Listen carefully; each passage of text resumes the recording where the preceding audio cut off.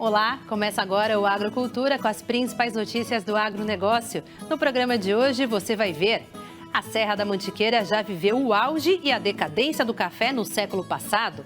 Agora a região que abrange parte de São Paulo e Minas Gerais vive uma nova febre desse cultivo e se tornou conhecida por produzir cafés de qualidade.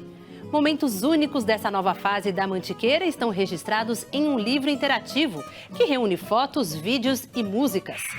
O berrante é um instrumento inseparável dos peões de boiadeiro de todo o país. Serve para chamar o gado no campo ou no transporte em comitivas. Você vai conhecer a arte de produzir berrantes artesanais, valorizados por vaqueiros e até por artistas. E você vai ver também: em Mato Grosso, a estiagem pode ter apodrecido vagens de soja em vários municípios do estado.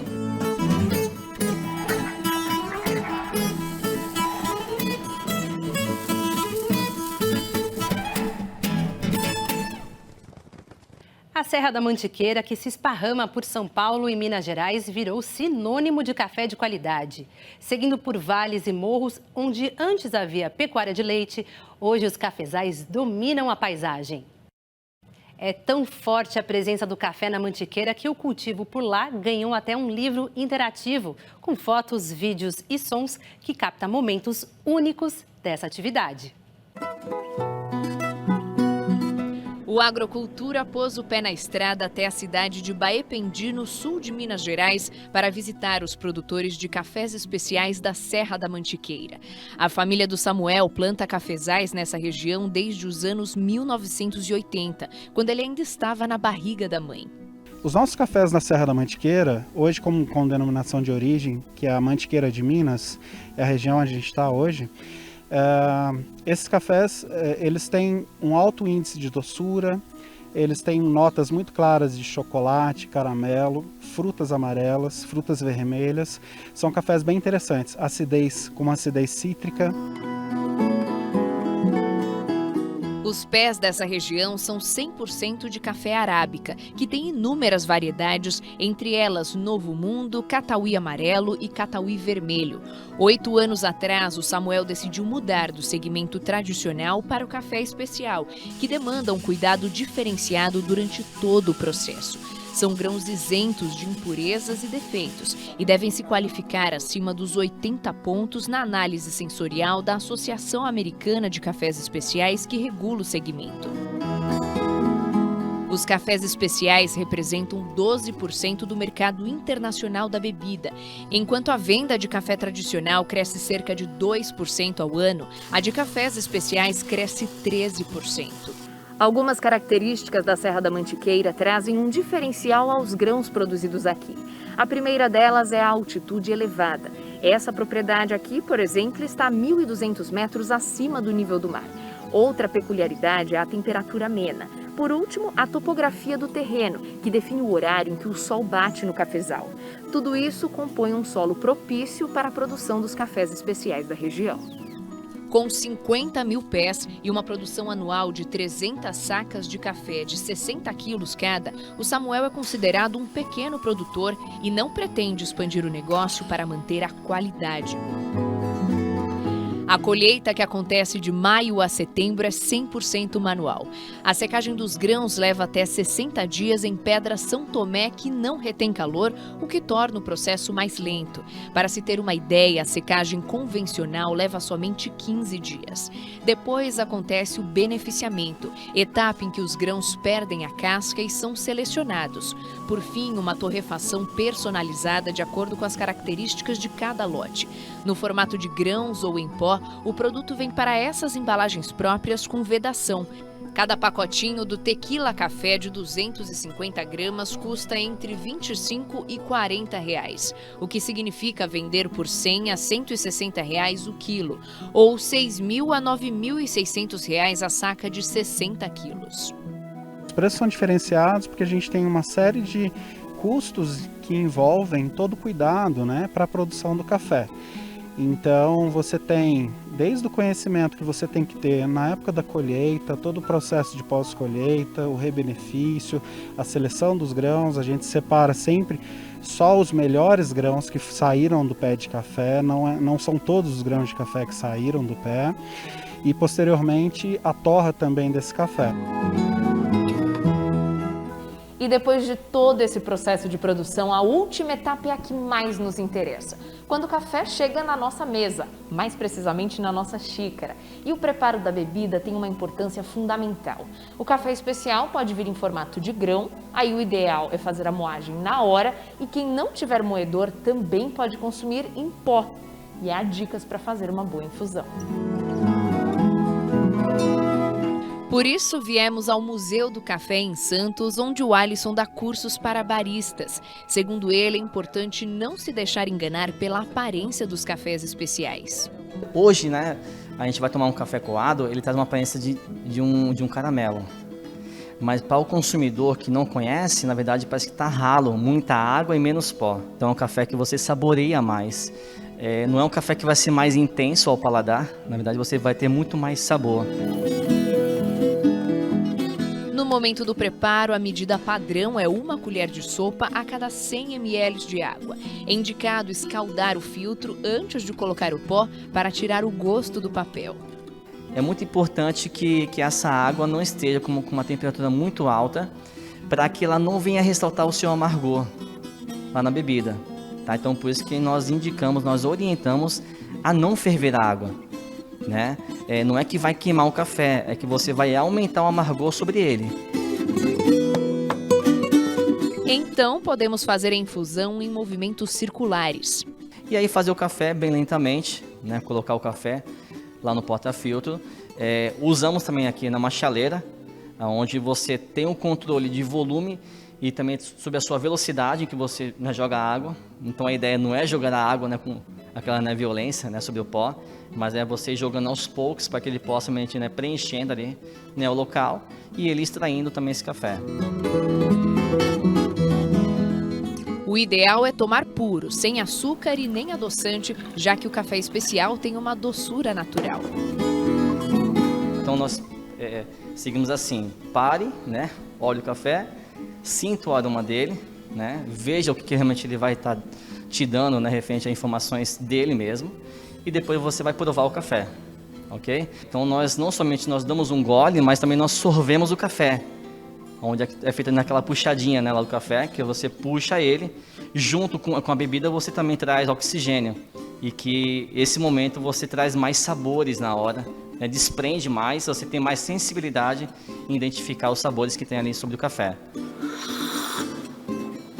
O Brasil é o maior produtor de café do mundo. Também é o maior consumidor se considerarmos somente a bebida quente. Ao incluirmos o café gelado, os Estados Unidos passam na frente. As primeiras sementes foram plantadas em solo brasileiro em 1727, trazidas pelos portugueses. Minas Gerais só se tornou protagonista no cultivo nos anos 1920, quando os cafezais substituíram a pecuária de leite, que ocupava as montanhas frias do sul do estado, que hoje concentra 58% de toda a safra de café nacional. A magia da Serra da Mantiqueira inspirou o fotógrafo Ricardo Martins a produzir o livro Cafés da Mantiqueira, recém-lançado, que terá cerca de 150 cliques da região. A viagem demorou 2 meses. Eu passei mais ou menos acho que 23 ou 24 cidades. Visitei 18 plantações de café. E alguns lugares também que fui passando na estrada, parava e conversava com as pessoas. Ele aproveitou a viagem para gravar os bastidores de como cada foto foi tirada. Os leitores podem acessar esses conteúdos com o celular por meio de QR Codes expressos nas páginas. Os lugares que eu passo, assim, as pessoas que eu conheço, eu sempre achei um desperdício não filmar aquilo. Por que não levar esse mundo também para o livro? Por que não dar a oportunidade das pessoas, além de verem um livro de fotografia, também poderem assistir um livro de fotografia? Há também QR Codes que direcionam a 13 trilhas sonoras compostas exclusivamente para o livro. O fotógrafo, assim como milhões de pessoas, se deixou conquistar por uma das mais antigas paixões brasileiras. Para começar o dia, após as refeições, no trabalho, puro com leite amargo ou adoçado, com cheiro de saudade, de afeto. Hoje em dia eu tomo muito mais café que antes, então assim, para mim virou uma rotina, um ritual, fazer o café para mim é um ritual. Então eu nunca tomei, geralmente eu não tomava o café em grão, né, que eu tinha que moer na hora. Então hoje eu pego o grão, eu coloco, eu vou moendo, vou fervendo a água, aí vou passando. Então para mim é um ritual fazer isso. Eu acho gostoso, eu acho relaxante e eu adoro passar para as pessoas.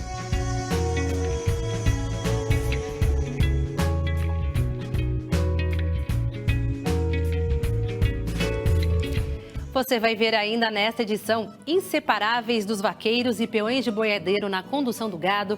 Os berrantes são instrumentos milenares produzidos pelas mãos de hábeis artesãos. E a seguir, as notícias do campo. Os produtores aqui do oeste paranaense sofreram com as chuvas de janeiro e dezembro. Foram mais de 700 milímetros de água sem parar. Nós voltamos já.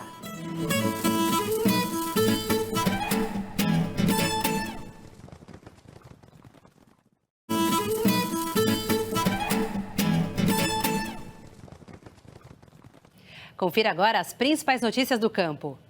Em Mato Grosso, a previsão de uma colheita recorde de 127 milhões de toneladas de soja na safra 2020-2021 está enfrentando um obstáculo. Isso porque a estiagem pode ter apodrecido vagens de soja em vários municípios do estado. Em comunicado recente, a Embrapa advertiu que o problema, que pode reduzir a produtividade em até 20%, concentra-se nos municípios de Sorriso, Ipiranga do Norte e Itapurá. Em parceria com outras instituições e empresas, a Embrapa está pesquisando as causas do apodrecimento das vagens, mas adverte que a questão pode estar ligada à estiagem e às altas temperaturas ocorridas no segundo semestre de 2020. Segundo a Embrapa, a hipótese para a causa do apodrecimento das vagens, que resulta em grãos enrugados, está ligada ao ambiente desfavorável para o crescimento da lavoura. No fim de setembro e no início de outubro, boa parte da região central do Brasil registrou uma onda de calor com temperaturas recordes em vários estados. O Brasil é o terceiro maior produtor de feijão do mundo, com a média anual de 3 milhões de toneladas. Já o Paraná é o maior produtor brasileiro de feijão. Segundo o DERAL e a Secretaria de Agricultura do Paraná, a safra 2019-2020 foi de 587 mil toneladas de feijão.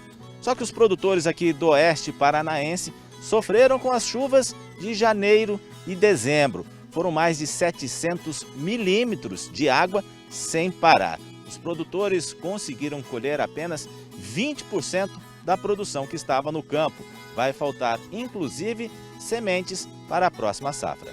Os 500 hectares de feijão cultivados na região de Cascavel deveriam render de 800 a 1.000 toneladas do grão.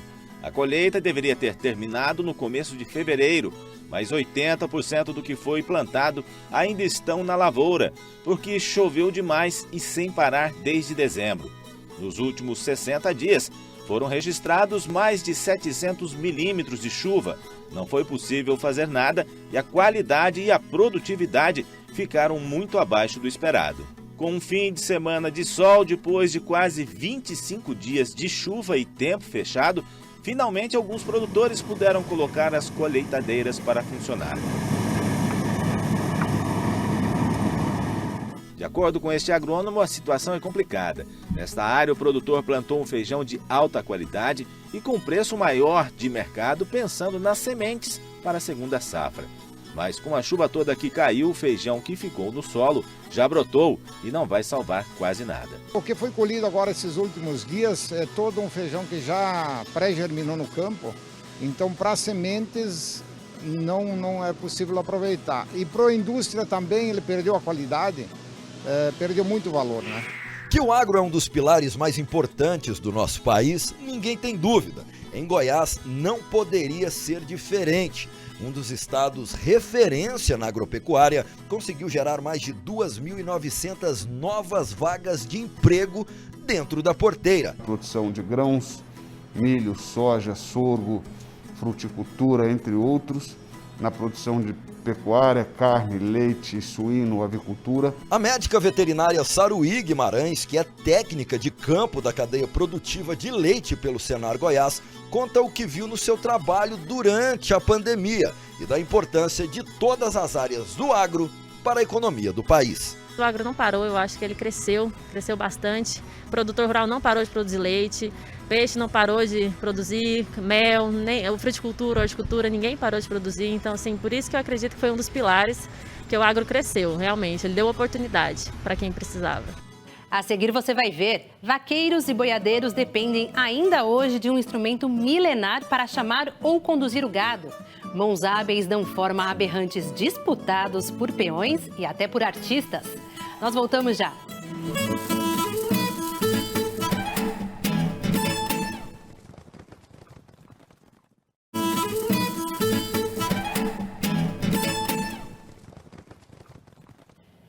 O berrante é um instrumento inseparável de vaqueiros e peões de boiadeiro em todo o país para chamar o gado no campo ou no transporte nas comitivas. A produção de berrantes é artesanal, uma arte que passa de pai para filho durante gerações, como no caso de um dos mais famosos berranteiros do país, cujos produtos são disputados por vaqueiros e artistas. Vamos mostrar como é a confecção do instrumento e a sua utilização no meio rural. O som do berrante ecoa na paisagem. Um companheiro inseparável do vaqueiro na lida do gado. No silêncio do sertão, o berrante pode jogar o som até a 3 km de distância, certo? Dependendo do tamanho do berrante e o som que ele tem. Se ele tem um som bem agudo, ele joga mais longe. Se ele estiver bem grave, ele joga mais perto.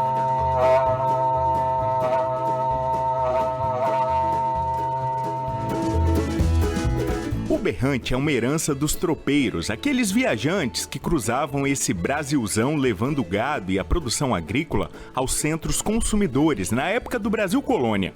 O escritor Mário de Andrade, em seu livro Dicionário Musical Brasileiro, diz que o berrante utilizado pelos vaqueiros teria surgido por questões econômicas. Escreveu ele: com a dificuldade monetária e comercial de se adquirir trompas de caça na Europa, o caçador fez o berrante. Mas como esse instrumento musical tão característico do nosso Brasil rural é produzido? A resposta encontramos no interior do Espírito Santo, em Venda Nova do Imigrante, nas Montanhas Capixabas. Meu nome é Geraldo Agrise, eu tenho 71 anos. Hoje minha profissão é artesão. Seu Geraldo aprendeu o ofício com o pai. Meu pai começou a fazer os berrantes, motivo de trazer berrante lá do Mato Grosso, eu passear muito para aquela região lá. E meu pai começou a fazer, meu pai também ia, né, passear lá, e ele viu, depois começou a fazer. E assim que eu tive a oportunidade, eu dei seguimento ao trabalho. Graças a Deus que eu dei seguimento ao trabalho do meu pai. Um trabalho minucioso e delicado, que requer muita atenção e, acima de tudo, precisão. Você tem que estar concentrado assim, sem você perder um milésimo, porque se eu estou trabalhando a 20, 30, 40 minutos para fazer uma pecinha para ela encaixar naquele lugarzinho certinho, se eu perder um pouquinho a mente, eu vou perder o material, vou perder a energia, eu vou perder meu tempo, eu vou perder tudo e o negócio não vai dar certo. Tem vezes que acontece que eu estou trabalhando aqui para fazer uma peça, eu desisto de trabalhar naquele dia porque a minha mentalidade já não está funcionando direito.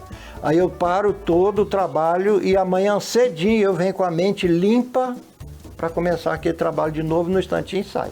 A fabricação dos berrantes acontece num sótão, no quintal de casa. A matéria-prima é o chifre do boi, artigo cada vez mais difícil de ser encontrado no mercado. O chifre de boi hoje, ele está, vamos dizer assim, em extinção total. Porque o bezerro nasce e já arranca o chifre para poder ter o prazo determinado para ele engordar e ir para o abate. Então isso é uma coisa muito rápido e a gente tem que assim, mata uma boiada de 1000 boi, eles tiram 4, 5 chifres, 4, 5 que tem chifre. Às vezes chega aqui e tem que jogar fora porque tem problema, tem essas coisas assim. A escolha de bons chifres é apenas o início para se fabricar um bom berrante. O primeiro passo quando a gente chega do frigorífico é colocar a chifraiada no lugar certo e fazer a seleção. Depois da seleção passa a parte da montagem, certo? O pré-corte, depois vem a montagem, depois vem o lixamento externo, interno, depois vem a colagem, vem a fabricação dos bicos. Depois vem os anéis, que é um trabalho minucioso, que a gente não pode ter preocupação com nada, senão você não consegue fazer. Tem essas coisas assim. E é demorado. Você tem que ter muita paciência e cabeça.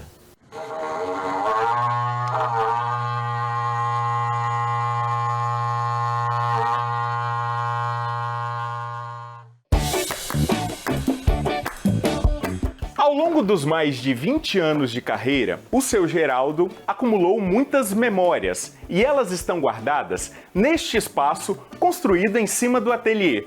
Aqui, por exemplo, ó, tem um pouquinho dos berrantes da família, do primeiro ao último. Mais do que histórias, o seu Geraldo também acumulou muitos clientes e amigos famosos.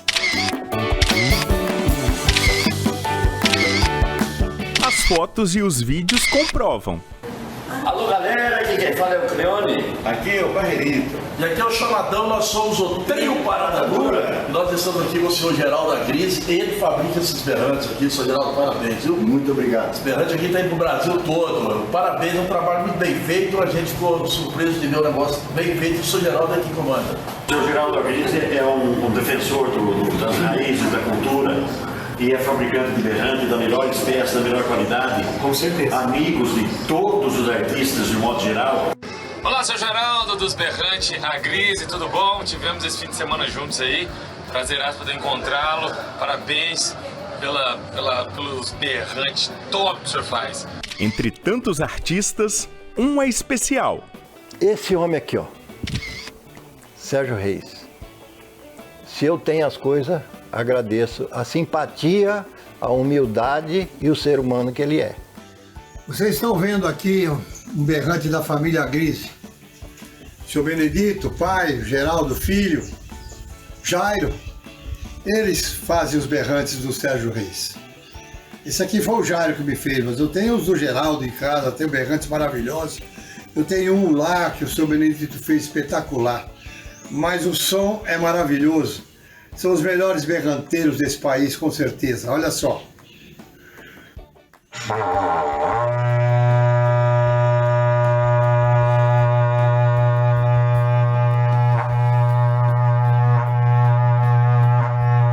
Quando ele veio aqui, ele visitou tudo, autografou as fotos dele, que você vê que está tudo autografado. E ele falou comigo que o quadro mais valioso que eu tenho aqui dentro é do Pena Branca. Ele falou comigo aqui dentro. Então eu devo tudo ao Sérgio Reis. E meu pai, né? Estão aí. Mas ele tem um ídolo que ainda espera conhecer de perto. Alguém que nós conhecemos muito bem. Ô, rapaz, eu até me emociono um pouquinho por causa da capacidade desse homem. Eu não perco um programa dele, certo? Chama-se Rolando Budrim. Eu desde quando era jovem, eu ouvia as músicas dele. Ele tem uma música antiga que a gente cantava quando era criança. Olha o Chico Boateiro, que prazer mais lindo de contar mentiras, de tão lindo enredo. E eu tenho um sonho de conhecer esse homem. Um sonho, para mim era o maior sonho do mundo, era conhecer Rolando Budrim. Eu adoro ver ele contar as piadas, entendeu? Ele fazer aquelas... formar os causos, é uma coisa muito bonita, muito bonita. Eu também gosto de contar uns causos, gosto de contar, mas Rolando Boldrin é referência no mundo. O berrante me representa assim, um orgulho muito grande pelo conhecimento que eu tive no país e até no exterior, porque eu passei a ser conhecido, né, no país inteiro, então é uma representação muito boa, não só para mim, para o município também da cidade que eu moro, que eu tenho muito orgulho de morar aqui em Venda Nova. Eu não esperava tanto sucesso, certo, que eu já tive aí nessa idade, com 70 e poucos anos. O sucesso que eu tenho, eu passo na rua, o pessoal me grita: ô, seu Grise, oi fulano, vem pra cá tomar um café, fica aqui em casa. Isso é muito gostoso, isso é muito bom.